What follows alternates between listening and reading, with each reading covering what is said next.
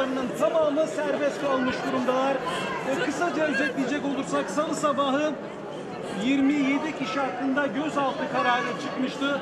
O 27 isimden 26'sı öncelikle Mersin Emniyet... Gidelim hadi. Bu da bir Hadi sizleri görüşürüz. kalasının bir tanesi bu. Anamla teyzemle.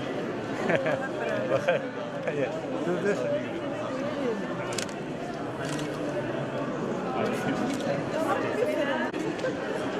Canım ama.